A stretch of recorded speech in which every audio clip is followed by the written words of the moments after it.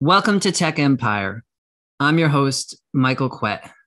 Today, I'm excited to have on the show Mark Sullivan. Mark is a senior writer at the news media outlet Fast Company, and he's joining me to discuss the Metaverse. Mark, welcome to the show. Hey, thanks for having me.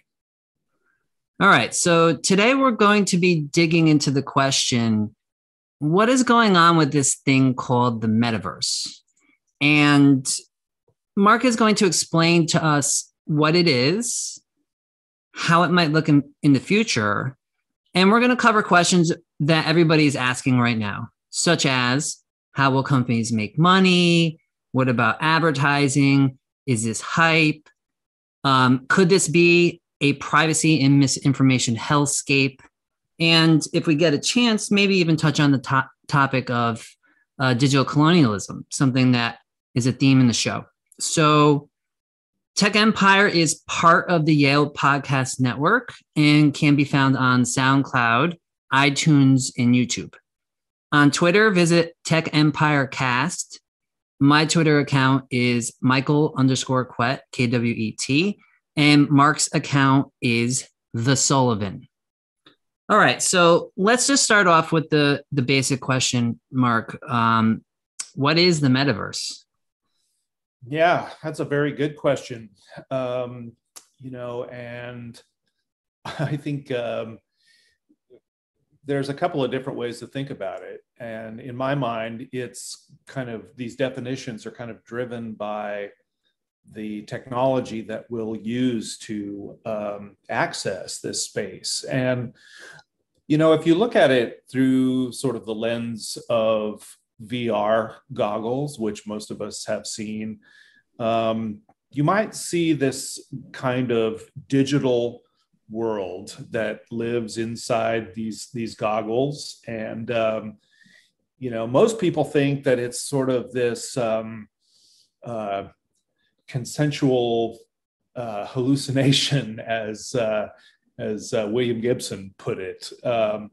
Not exactly a hallucination, but it's a world that we all take part in, and it's a big world. It's an inclusive world where people can work, play, socialize, and probably a million other things that we haven't thought of yet.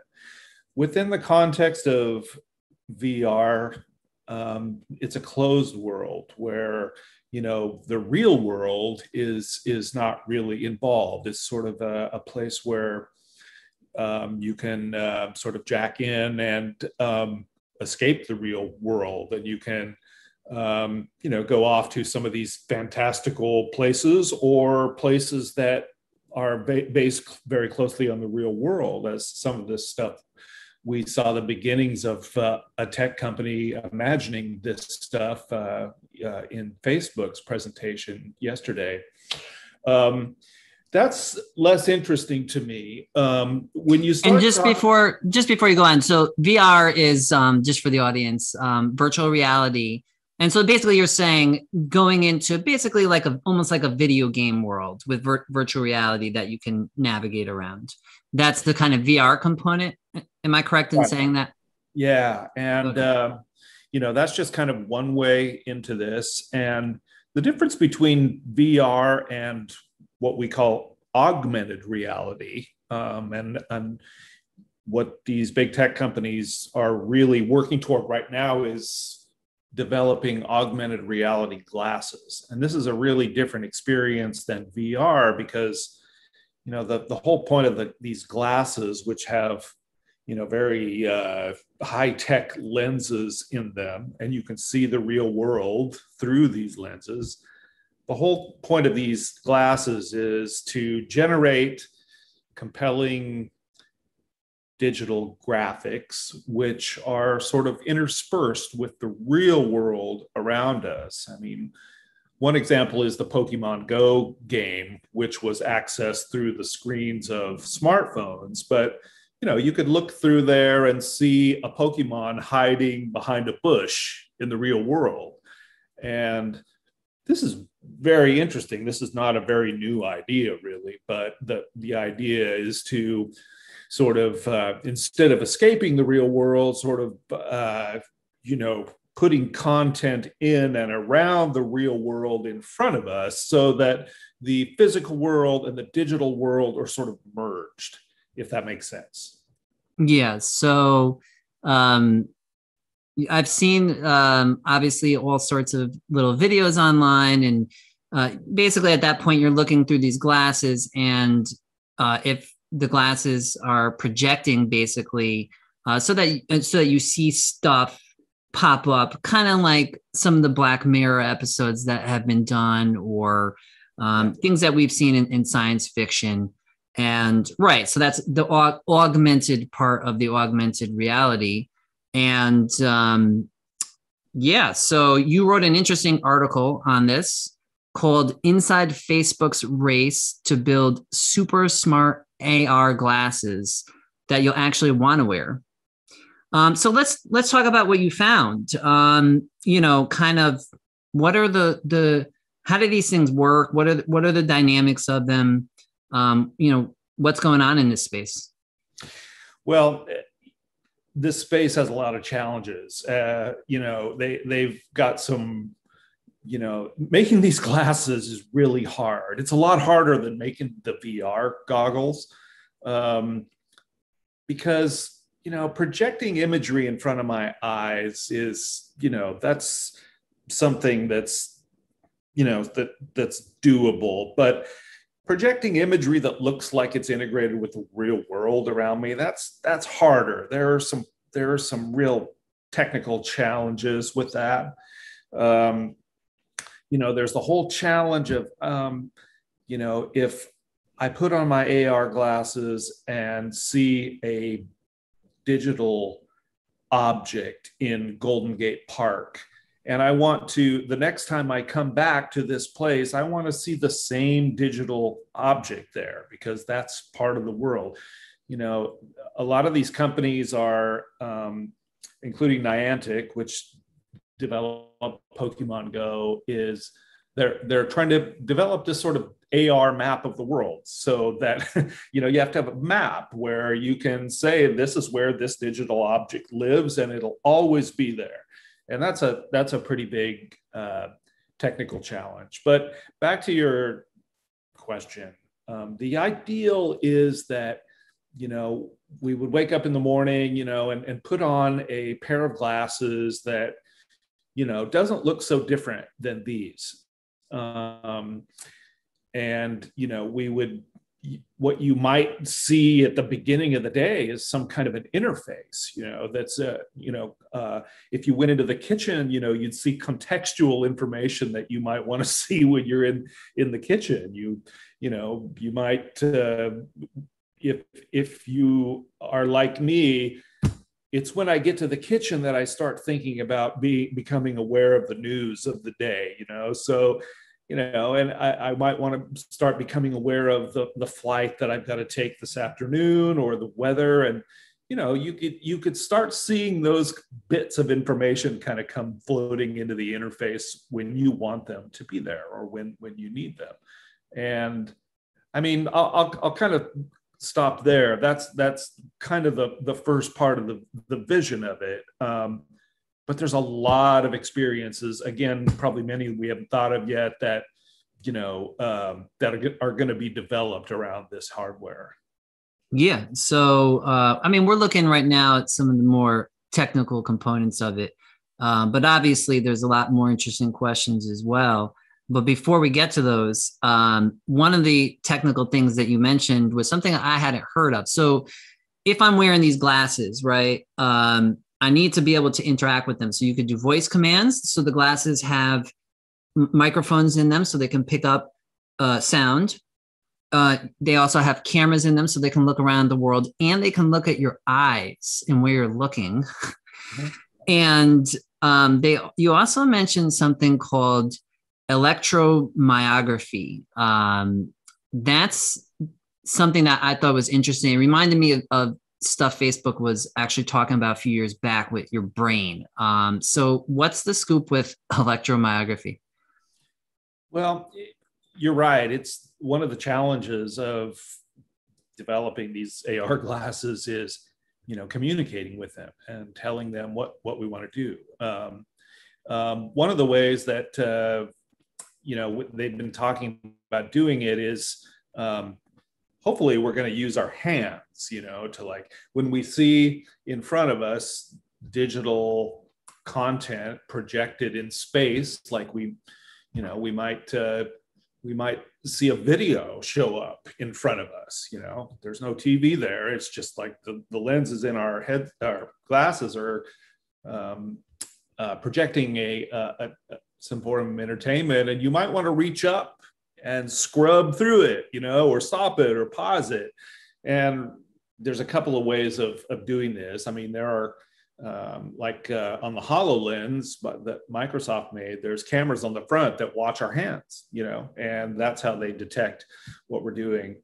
Another way of doing that is that's probably more precise and fast is they've developed a technology that puts a bracelet around the wrist. This is Facebook developing this with a company that they acquired. I forget the name of the company right now, but this wristband intercepts electrical signals running along the nerves that from the brain down to the hand. The brain is saying, make a fist. The brain is saying, tap on this item that the eyes are seeing. But what's happening is this bracelet is interrupting those signals and interpreting those signals. And this is forming a new input for these things that doesn't require me to say anything or tap the side of the glasses or anything like that. I'm just kind of going bip, and this bracelet is catching those electrical signals and interpreting them. And there's an interface that, interprets that movement into zeros and ones that can be fed into the operating system. Right. And then Facebook makes sure to emphasize that it's not reading your brain per se, but that it's generating a signal that can be detected. Yeah, it's interesting, I guess you could say. So have you had a chance to actually, before I ask the politics questions, have you had a chance to actually try? Because I know, for example, I can tell you, I tried the best virtual reality as a kind of science experiment, like bringing in people to help out at Yale. And I have to say that I was absolutely blown away by how sophisticated it was. It was like, the visuals were as good as like being in Toy Story or whatever, right? And what was amazing about it was it was really 3D. So they started off with this like sculpture thing, mm-hmm. and you can move your head all around it, and you can use the remote to make stuff. And it was just, I couldn't believe it. I'm gonna be honest with you, like it was just like, it's mind blowing that humans could do something that is that like creative and amazing. But then there's the fact that you got to wear this device on your face, right? And it's beaming. Also, for me personally, it's beaming light into your eyes, right? And it's coming out of that device from an inch away from it, which also kind of puts me on edge because, I don't know about you, but I don't want to mess my eyes up and be a guinea pig for, what this does to people if they wear it a lot. So I always felt like virtual reality seems very limited to me. I just don't envision it being something that's going to catch on and be on a niche market. Maybe I'm wrong. But augmented reality, I never had a chance to try. I think you did an article on hologram representation, right? So have you been able to try, the some of the state of the art that's out there with AR? Yes, I have. I think I've tried most things. Magic Leap was one of the first companies that tried to develop these things. And I was able to spend some pretty good time with their Magic Leap 1 goggles. There was a lot of hype around that company, Yeah, it was pretty good. I mean, I remember, sort of looking around the room, and then all of a sudden, this whale kind of swims through the room, and talk about hallucinatory. But the quality, like the graphic quality of this whale was, I'm not going to say it was great, but it was pretty damn good, and it surprises the mind. There's this kind of this dazzle about it, that just because it's just brand new technology and just not something you would expect. So part of the reason that I'm so interested in this is because I do believe that it's very cool technology, and I do believe that we'll probably get to some form of this thing someday. And I do think that it could unlock a lot of creativity in developers. Like I keep saying, the use cases and applications for this technology are yet to be discovered. We don't know. Like there might be. I was surprised by TikTok. And that kind of hit me out of the blue, and like the algorithm they use. And, there's going to be things like that happen in augmented reality or mixed reality as well. And that's probably going to be pretty exciting. So, I mean, I think, I think the graphics part of this is coming along. I've seen some fairly impressive things. I've seen the HoloLens. The hologram thing you're talking about is something that Cisco is working on, and they're using the Microsoft technology as well as Magic Leap headsets, and they're trying to.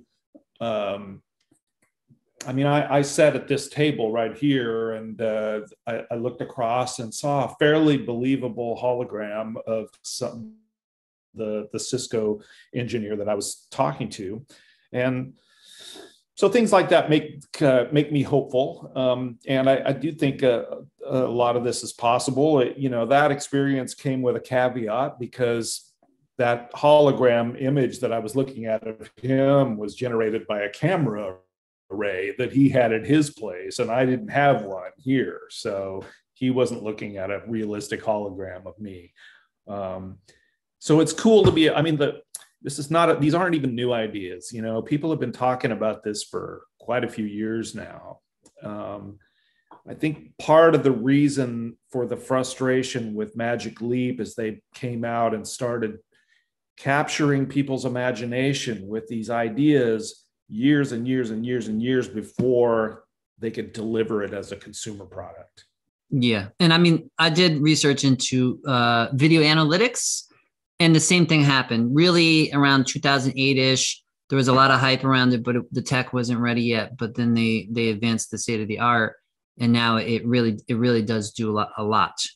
Yeah. So let's jump back to the metaverse. So we're talking about what these things can do, but there's some interesting things about this. So we know obviously that Facebook is controversial for many reasons. Big tech in general has generated a lot of criticism, and they're the ones who are presiding over the development of these technologies. Mm-hmm. One of the things you discuss about augmented reality is that they are doing things that require a lot of data. You could call it surveillance if you want, depending on how you want to phrase it. And it requires a lot of data to pull this out. Mapping. So you were talking about mapping. So if we're going to be using this technology and you're going to be walking around, it needs to recognize objects, locations, and things like that. And it's got to know that it's there. So now we're talking about mapping out personal spaces, mapping out my, personal house, my backyard, right? All of this kind of stuff. And in addition to that, you have things like a personal digital assistant. So one of the premises of what these augmented reality glasses could do is it could make recommendations, or it can display information for you. It could be your personal assistant, right? But some of the things in some of these articles episodic memory, forecasting, and things like that. So there are definitely some issues with that.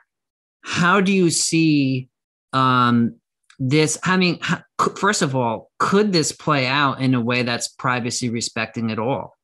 I mean, part of me says, I don't even see how this could work that in a way that's privacy respecting. And second of all, what are the companies, you talk to Facebook and some others, what are they doing to actually sufficiently address these issues? Yeah, those are great questions. I think one of the things that Facebook is doing is starting to talk loudly and often about these issues years and years before they're actually going to try to introduce something. That's the great irony of Facebook being at the center of this, as they positioned themselves yesterday, is their privacy record sucks. They've proven over and over that they're much more interested in growing as a growing membership and pleasing advertisers than they are in protecting privacy. So when you start thinking about this technology and what it actually means to wear a pair of these glasses around every day, I mean, you started talking there about some pretty concerning use cases where I'm walking around my own house. What about when I'm out on the street and I encounter 20 strangers in the space of 1 minute? What are their rights? Right. What about, this is sort of an aside. I mean, what about when we're in the metaverse and we're already starting to talk about using cryptocurrency to buy digital land and digital objects? How are we going to do private or ownership rights and property rights and things like that?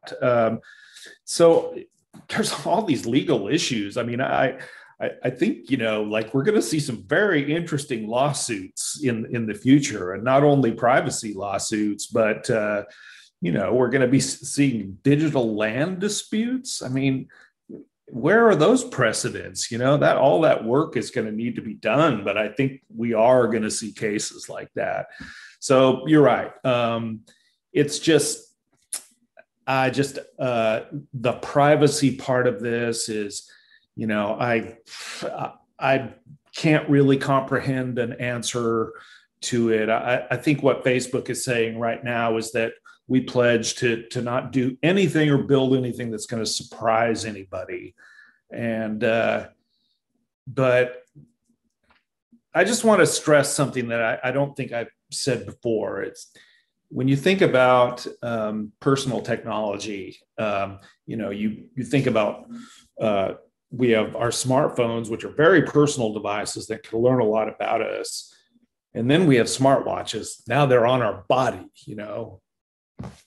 AirPods in our ears for long periods of time. Our technology is getting closer and closer to us. And pretty soon it's going to cover our eyes.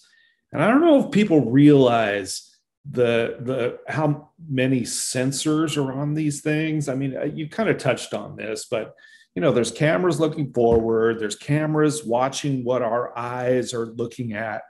There's biometrics that it might be analyzing our heart rate. I'm not even sure what's possible from this form factor, but the watch is already listening to our heart. And if we're wearing a combination of some sort of a wrist device, perhaps one that interprets those electrical signals, that's getting pretty damn close. Now it's listening to the electrical signals that are coming from my brain. And I think that's what's at root of this idea of, that's why Facebook came out and said, no, we're not reading your mind. But what is happening is they're getting closer and closer. The technology is getting closer and closer. And as it gets closer, it knows more, and the privacy risk goes up and up. Yeah. And I mean, to me, like you said, if everybody's wearing something with cameras on their face, peering out at everybody all the time. I just don't see how you're not living in like a pretty much a fully filmed society. And to me, that could be just a, from a should we do this or not standpoint, even if it was technologically possible, and even if it was done by trustworthy entities, it's still a question of like, I mean, me personally, I would say no. I'm actually not comfortable in a society with ubiquitous camera filming. Like that's just it. I mean, that's my personal take on that. So there's so much going on here. I want to make sure we get to. There's a question of hype and distraction, but let's put that off, for a second, because I'm also a little bit skeptical this will ever actually really occur. But I want to get your thoughts on that. But I do want to get your thoughts on Facebook's particular role here, and talk a little bit about that. But before we get to those, this issue of what the metaverse is still not fully defined, right? So we can picture a singular world, like you're in The Legend of Zelda or Mario, right? That image of like being inside a video game, or you're in a singular outside world with augmented reality. You're in your bedroom, now you're walking down the street, you're in public, and everybody has the augmented reality on. Is everybody going to be seeing the same exact thing? Right. And when you think about it, you could have different options here. You could have a Wikipedia oriented augmented reality that's telling you fun facts about the places you're around. You could have a different service provider giving you different images and different things. So two questions that have been raised are interoperability. So nobody wants to see if this ever did become a thing. Nobody would want to see one company in full control. So it's their universe, basically. So part of the premise of the metaverse is it can interoperate, but then you have a continuity question. Are we all sharing the same experience? How do we even interact across these things? So what is your take on that? Is that an accurate way of framing it? And how do you see that question? Yeah, you're raising some questions that I certainly don't know the answer to, but I do think we need to start thinking about these things. I mean, if I'm wearing Apple AR glasses and you're wearing Facebook AR glasses,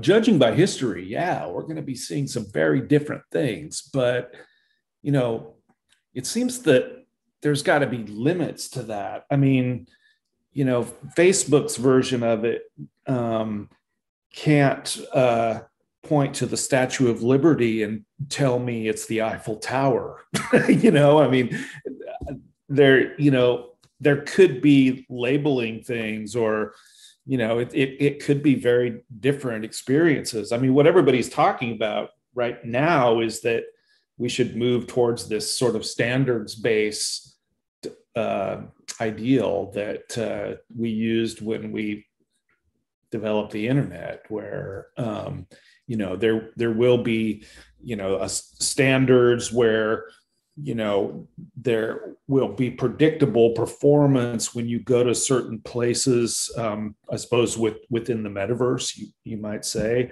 In the internet age, we'd say that there are certain things about the internet that ought to be predictable. There should be standards of trust, but I do think that these are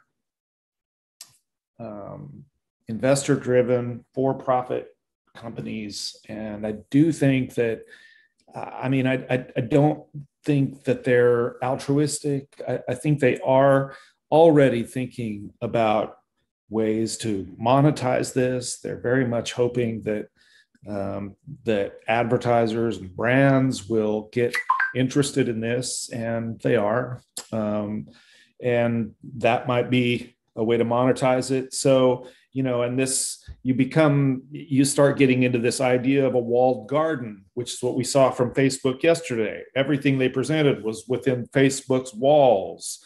And that's really not the idea that most people have about the metaverse.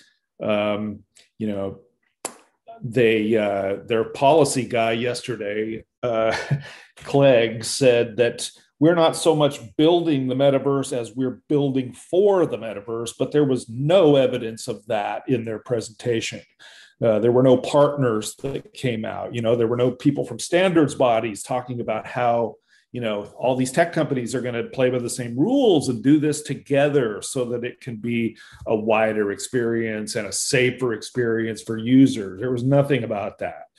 And I'll tell you that, I'm a Facebook critic. I've followed the company since way back. I've seen how they've handled privacy, and I do believe that they're exactly the wrong company to be doing this kind of stuff, given some of the things that we've talked about today about how intrusive this technology could end up being and how well it could target information at people. And I just think the potential for harm in the wrong hands here is very great. Yeah, for sure. And, there is that question even deeper, right, that you brought up. These companies are altruistic. They're seeking profits and market share. Even a company like Apple, I mean, if you look closely, you can find a ton of stuff about their privacy, misdeeds, and including some of the work I did personally a few years back on hidden app trackers in your apps, in your Play Store. I published a piece at the Times that detailed they developed a protocol for Bluetooth in-person tracking that advertisers that they knew very well advertisers would use, and they advertised for that purpose. Like, you're in a department store and you're near a Bluetooth beacon, and now you can do this as an advertiser in the Apple website, right? So, like, while they're preaching privacy, they're also doing those things. So, to me, a heavy dose of skepticism across the board, is in order. Obviously, Facebook has a wicked record too, of course. Let's talk a little bit about their business agenda here. So Facebook acquired Oculus, and there's an operating system, and then there's commentary about how they don't want to be dependent on Google and Apple for their app stores and operating systems. Is there potentially a power play here for Facebook to have a kind of stack and basically have a bunch of components that all are working together that are owned by Facebook that everybody's dependent on? Yeah, I've been thinking about this today, and what they did yesterday and what they're doing is this is pretty aggressive stuff. This smacks of a kind of, you call it colonialism, I call it a digital land grab.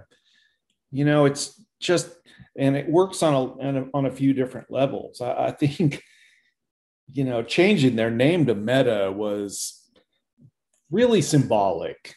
Facebook is trying to associate its company name with Metaverse and the concept of Metaverse. I think what their idea is that they will own some of these technologies, perhaps write the standards that people will play by when they're in the metaverse, and the metaverse will become sort of synonymous with, they're thinking that it's going to be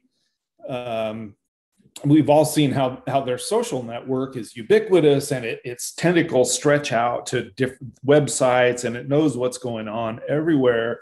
I think they're probably thinking about the metaverse as something like that they're going to kind of provide the water that everybody is swimming in. And that's disturbing. And that's at a technical level. It's, I guess, back to the name change. I think they want people to associate their brand with this new space. And so I think it's a really an aggressive move on their part. And yeah, they're resentful. Zuckerberg's resentful that he was not able to own a smartphone. He said this. He wanted to have a piece of hardware to sort of mediate this experience of a social world for people. And this is his chance. This is his chance. Wants to own AR glasses and VR glasses and own the hardware and own the app store and own the ecosystem. That's the holy grail for him. And I think if you look at the actions and announcements of this company through that lens, I think a lot of this makes sense. Yeah. I mean, it's a ways off too. And obviously there's this distraction element as part of this. So there's something called Facebook Reality Labs. You've written about how Facebook has 10,000 people that they assigned to work on this project. Part of me sits here and says, this is complete and utter hype. And it sounds a lot like Google Glass and, some of the things that even you could say flying cars, right? Like some of the things, even though they have like little things that are beyond, it's not quite fair to say flying cars, but like they do some amazing things with this technology if you've seen it. But at the same time, the idea of getting like a mass majority to be wearing this stuff all the time and interacting with it, work, education, play, walking around life, to me still seems far-fetched. But at the same time, they did change the name of their company. You can say that's a distraction thing. And what's the loss? You call it Meta now. It kind of sounds cool. But they're investing money in it. But then I'm seeing sums of like $50 million. So, I mean, if we look at investment as a commitment to belief in what this, how much fruit this thing is really going to bear in the future. So one, how much money do you see going into this from Facebook, and how much commitment, from Facebook and from maybe some others like Microsoft? But two, can you tell us a little bit about Facebook Reality Labs and what Facebook is actually committing in terms of the resources, to this initiative? Yeah. I think one of the things you're getting at with your question is, there was a lot of people saying that this is a distraction. Their announcement yesterday could have worked on that level, but I think there's far more to it than that. I think they're serious about this. I think this is real money being spent on R&D. The company is rich. They can hire the talent needed to do this.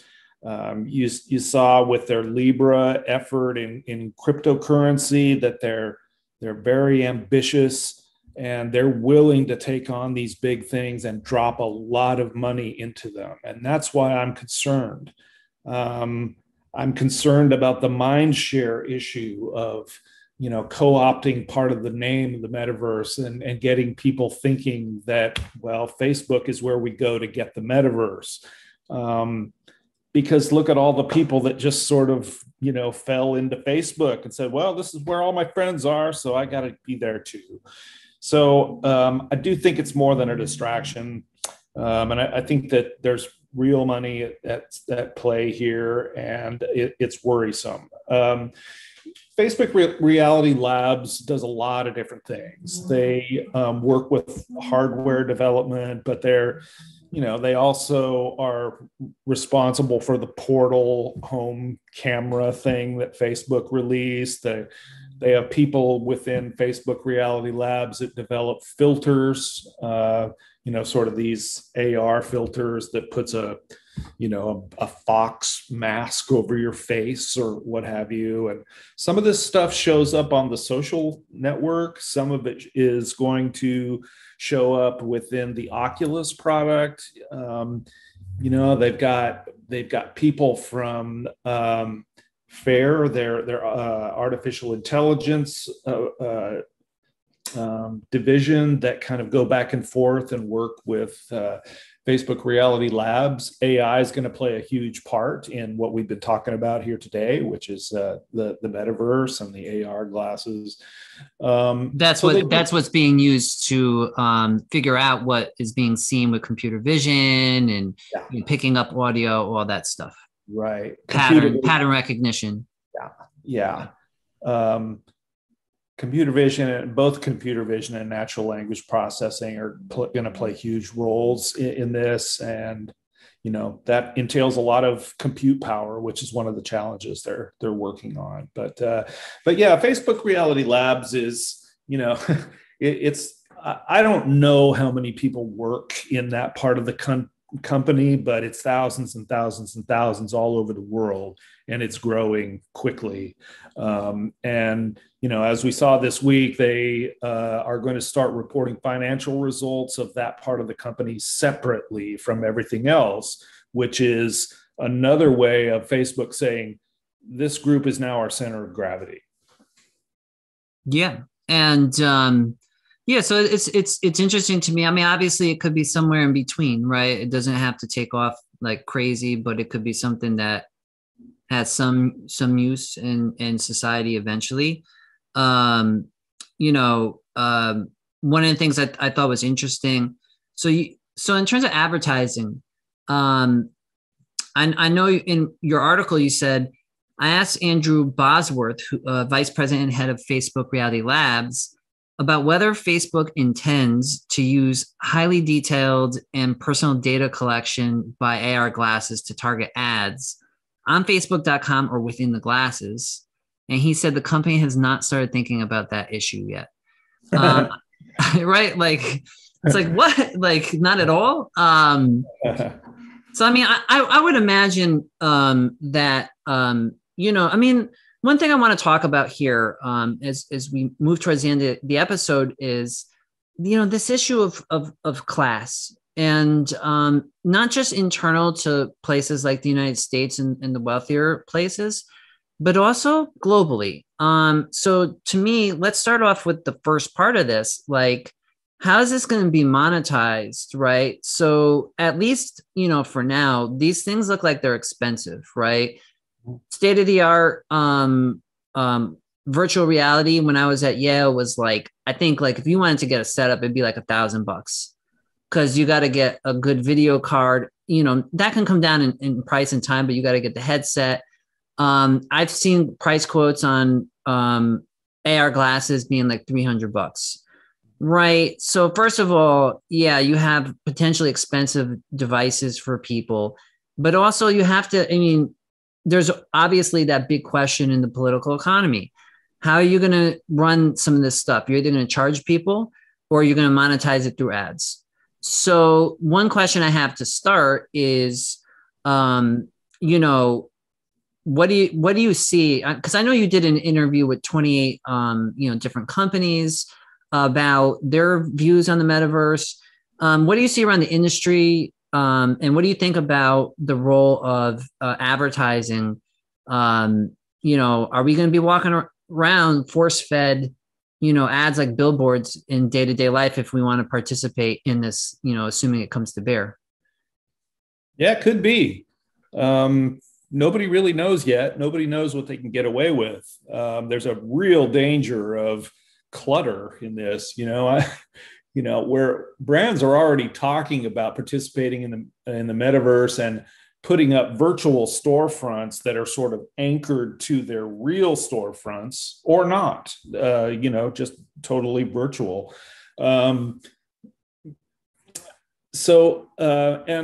nobody really knows about advertising. I mean, I know that they're probably thinking about anchoring different types of advertising to different parts of the world. They, if there are certain physical locations in the real world that are good places to show, food ads, there are other places like at the airport, somebody might want to show you luggage ads, but the potential for this getting really cluttered up and ugly over the real world you're seeing is very real, and they've got to be thinking about that, because what they don't want is for people to just get totally turned off, and for the presentation to start looking like garbage.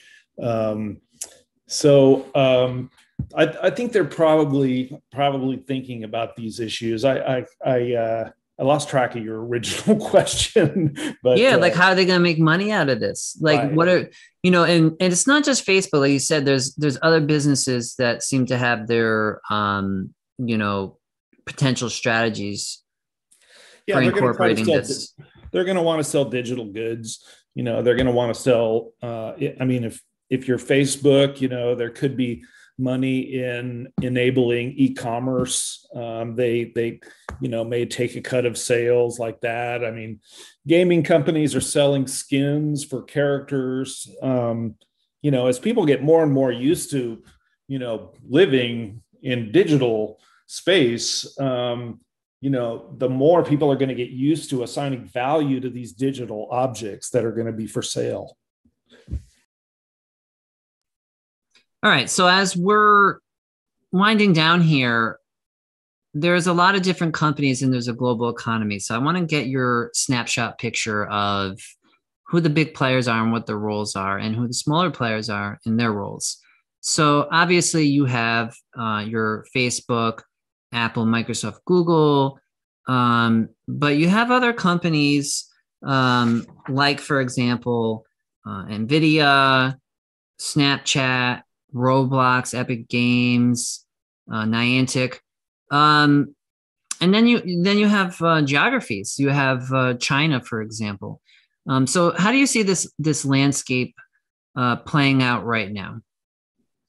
Well, it's a tough question to answer. I mean, it's kind of hard to look into the crystal ball. I mean, when we talk about it today, the companies that are probably investing most into the technology we've talked about today are probably Facebook and Apple. And those two companies, are increasingly at odds. I mean, Apple talks constantly about privacy, and sometimes I wonder if they're warming us up for this increased level of trust we're going to need in the technology company that finally provides this technology, which is going to be so much closer to us and so much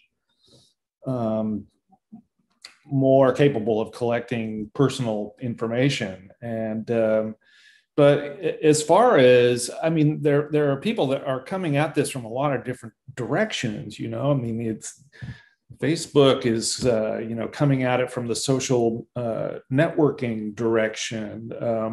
Microsoft is mainly active in enterprises, in business. Yeah, and they're a partner. I looked on their website. They're working with Anheuser-Busch InBev, a beer giant, right? And they're using it, Yeah. HoloLens for that, and they do mixed reality. Yeah, I mean, people are using it for training. I mean, one of the coolest things that I've seen is, like, if I'm making a project and you're manufacturing it for me in Asia, I don't have to jump on a plane and go visit with you to make final tweaks. Like, some of this stuff we can do in AR, and that's like, I like writing about that stuff because that's real. That's kind of solid to me. That's a real use case.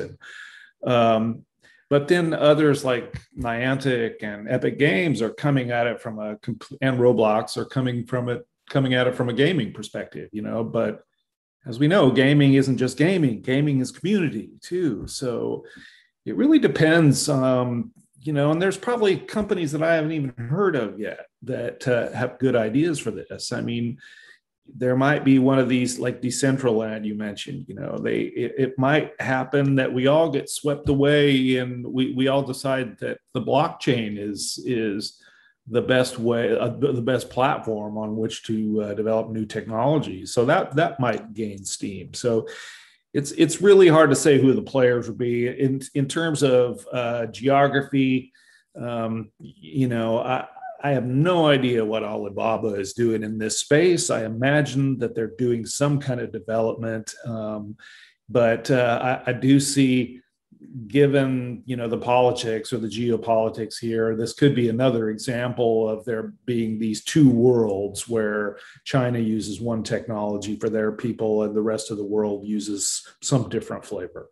Yeah, I mean, do you think that some of the impetus towards developing this stuff is a kind of, yeah, but if we let the other companies roll with this, if it does catch on, then we'll be left out in the cold, right? Oh, I think yeah. I mean, the tech industry runs on greed and fear. So that's always happening. Yeah. And just one more, economies of scale. So one of the things that a thread that runs through my pockets in my personal work is digital colonialism, where you have this unequal division of labor and exchange, and the rich countries are doing the high level economic stuff, and the poor countries are in a hole they can't climb out of. So they keep doing stuff like mining and, content moderation and, more menial things. And the richer countries with the deeper pockets, they provide the core stuff that everybody relies upon. So you're always paying them. You're paying them for their cloud services, to use their operating systems and things like that.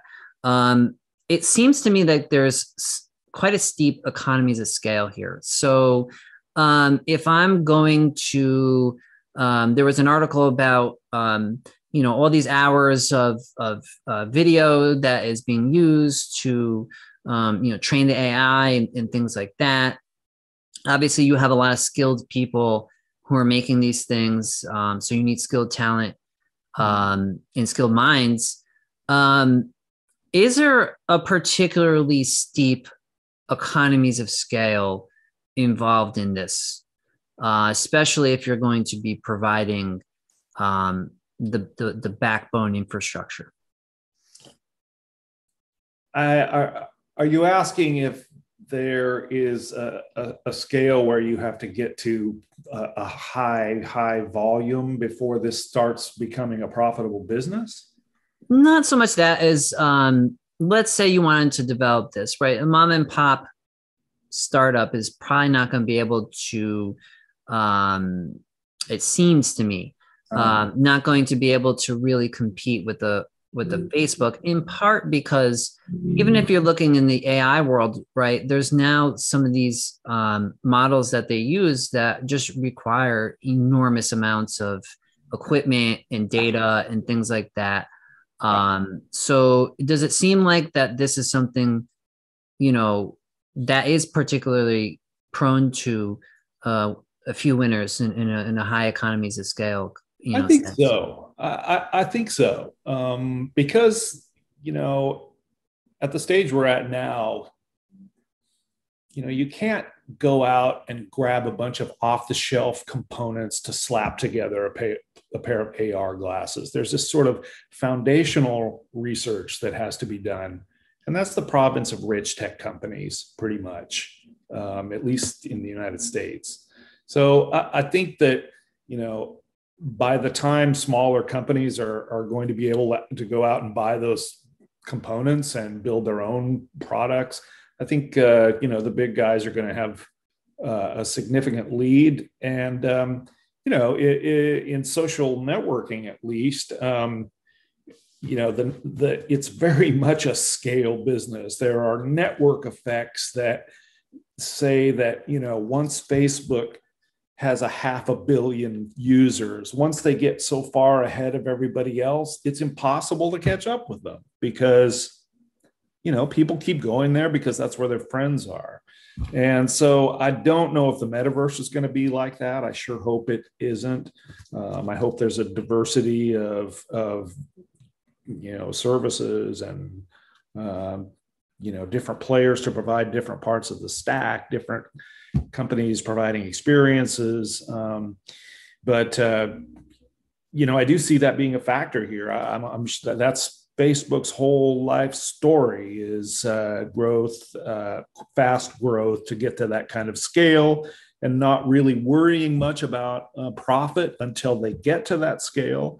You already heard them say just yesterday that they intend to continue subsidizing, VR headsets and future AR stuff. So they're more than willing to do that. In terms of, poorer countries around the world, you saw Facebook giving away free broadband service, provided that Facebook be the operating system of those users.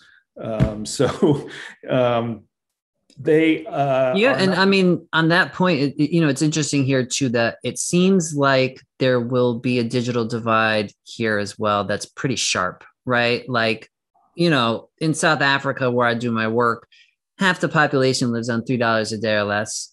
They're not going to have $300 or even $100 glasses on their face. It's transmitting a lot of data, right? So at best, I'm guessing I've seen, if I'm not mistaken here, that there's also some ways of accessing some of this stuff just through your smartphone still, right? So we can envision, okay, you don't have to have virtual reality goggles or something like that, but you can access this little virtual place, but only in your little, smartphone that you have.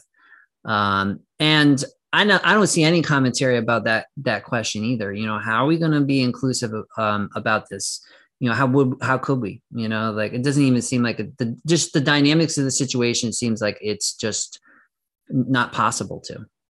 Yeah, I think definitely in the beginning phases. I guess I can see us getting to a point, although it's hard to imagine, where the technology is mature enough to where they can, sell some form of headsets for $30.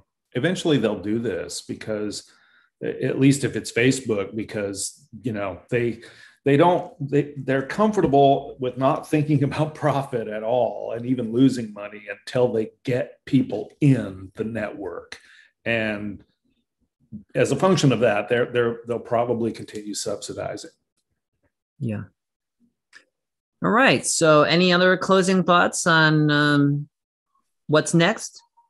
Well, in case I didn't say it, I do think that there's some reality to the idea that this might be the next big computing platform. We're all stuck on smartphones right now, and something's got to come next. And, this might be it. But as we talked about earlier, there's a lot of legal and privacy things that need to be worked out here, and it's going to be messy. So for my sake anyway, there's going to be a lot to write about in the next 5 years or so.